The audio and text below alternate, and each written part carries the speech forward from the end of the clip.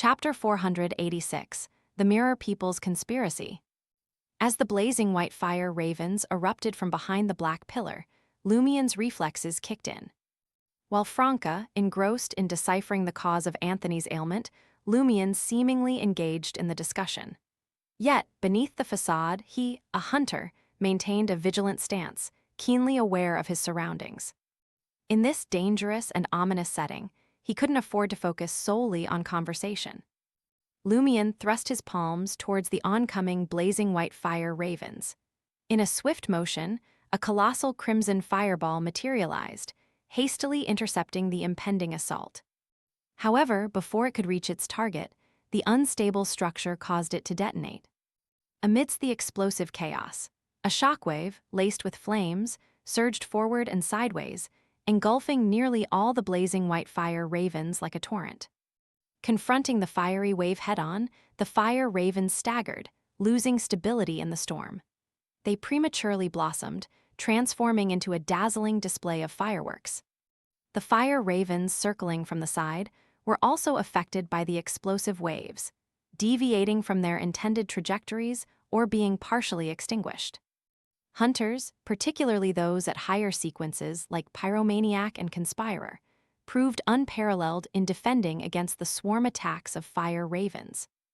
Thanks to this interference, Franca and Jenna, both assassins, along with the psychiatrist, Anthony Reed, effortlessly dodged the tracking-capable, blazing white fire ravens.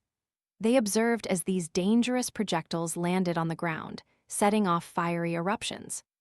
In the blink of an eye, Franca vanished, and Jenna swiftly moved toward the nearest grayish-white stone pillar.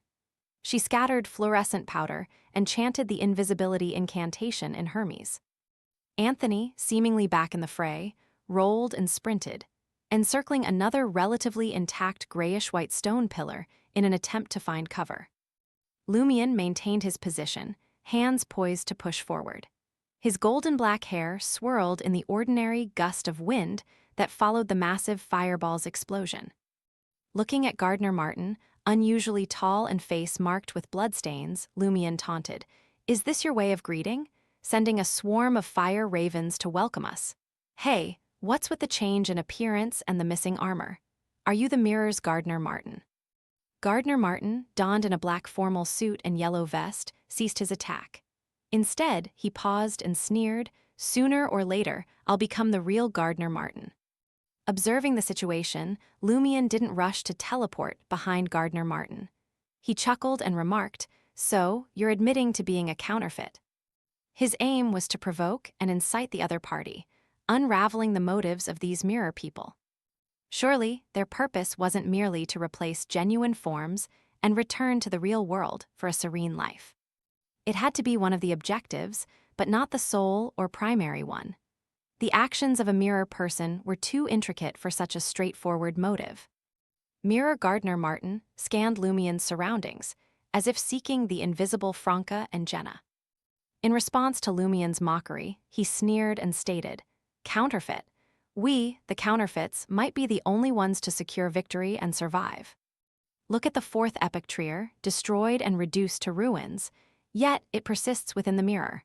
All its citizens remain alive. You call that living?"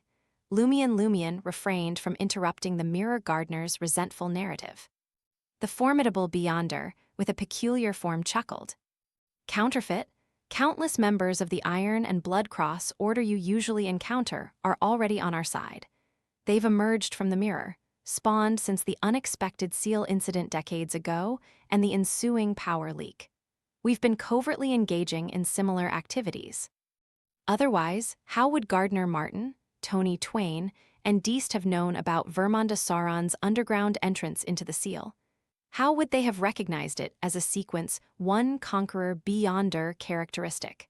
How could they have been so focused on exploring the underground and inadvertently influenced?" Lumien was taken aback. "So, this involves the plans of your mirror people. Damn it, how many factions are entangled in this, and how many conspiracies are woven together?" While Gardner's words in the mirror shed light on the murky situation, making many details more plausible, Lumien still found it absurd. Aren't there too many factions and conspiracies? And behind these conspiracies, even more conspiracies, as intricate as spiderwebs. Mirror Gardner's expression returned to normal as he smiled and said, "Ever wonder how the Iron and Blood Cross Order discovered the black figurine? How did they realize they could exploit the uniqueness of this mirror world to bypass the seal? Do you dare to keep carrying that figurine? It holds no practical value for you. Why not hand it over to me, and I'll let you leave this mirror world? Don't worry, you're not Gardner Martin. I can't replace you. I harbor no insurmountable malice towards you." So, were the fire ravens from earlier merely a greeting? Lumion laughed and inquired, "Essentially, that figurine holds great value for you. What do you people intend to do with it?" Lumion suspected that the Iron and Blood Cross Order's discovery or acquisition of the black primordial demoness figurine was orchestrated by these mirror people. Their plan was undoubtedly intricate. Mirror Gardner's lips curled as he replied, "Did you think I'd tell you?" "Whom do you people serve?" Lumion interjected. As the Mirror Gardener's mouth opened, his expression suddenly darkened, and his eyes brimmed with hatred. "That's all the answers." Observing the Mirror Gardener's sudden shift, Lumion had a profound realization that these mirror people could maintain normalcy most of the time and seamlessly replace the originals. However, when certain matters arose, they couldn't suppress their monstrous side. Mirror Gardner seemed poised to convince Lumion and the others to surrender the black primordial demoness figurine when a figure materialized behind him. Franca, lacking an assassin suit, revealed a hidden blade from her left wrist. Enveloped in black flames, she thrust it into Mirror Gardner's back, causing the blood-stained figure to shatter like a mirror. He reappeared on the other side of the black pillar, on the fringe of the collapsed area, wearing a sinister smile. He declared, "You're stalling for time and completing preparations. Me too." As he finished speaking, a man emerged from the debris of a crumbled grayish-white stone pillar outside the collapsed area, dripping with magma. His face bore bloodstains too, and his short flaxen-colored hair, along with slightly thick brown eyebrows, framed aqua-blue eyes and thin lips. Despite his unremarkable appearance, he uncannily resembled Franca. Witnessing this figure, a phrase flashed through Franca's mind. "It's over." It was her past self, her former identity as a man. Ever since Franca began suspecting that this area represented the mirror's fourth epoch Trier, she harbored concerns that her past self would surface, exposing his true identity to Jenna. Now, her fears materialized. It's over. Social death. Franca's mind raced as a woman emerged from behind another intact grayish-white stone pillar. Adorned in a white shirt, a black vest, and dark pants, her pure black hair cascading over her shoulders, she exuded an imposing beauty. Despite her deep and delicate facial features, her blue eyes betrayed a sense of mockery. This is eerily similar to Seal. The mirror version of him is a woman. Franca swiftly scanned her surroundings, concealing herself again.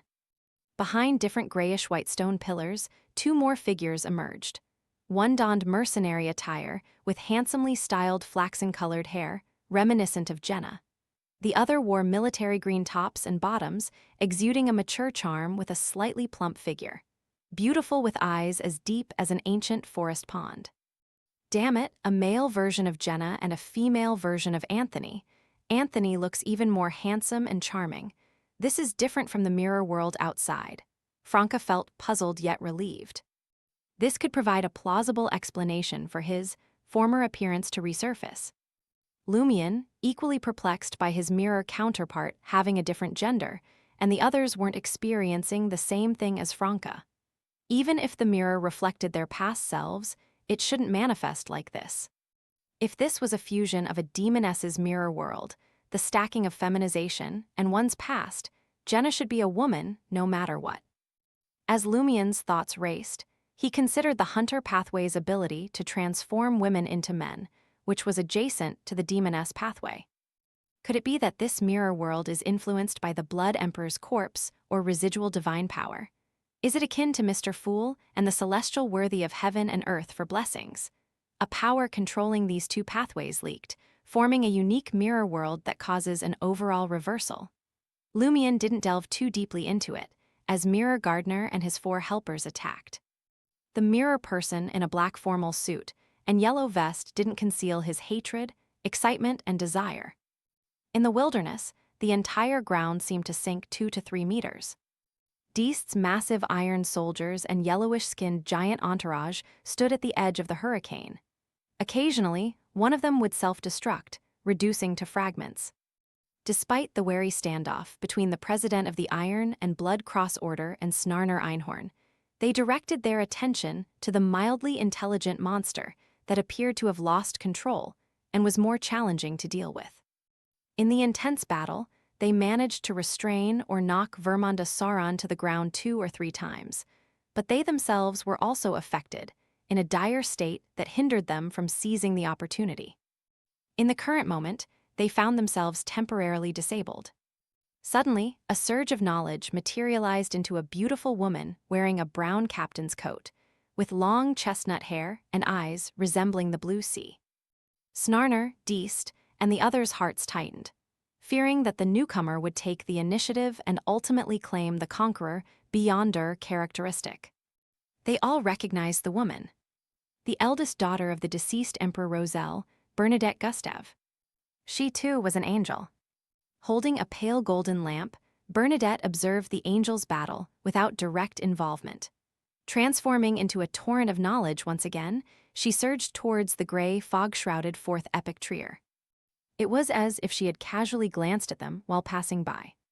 Snarner and Deast were initially taken aback by her actions, but they swiftly regained their composure and resumed their battle.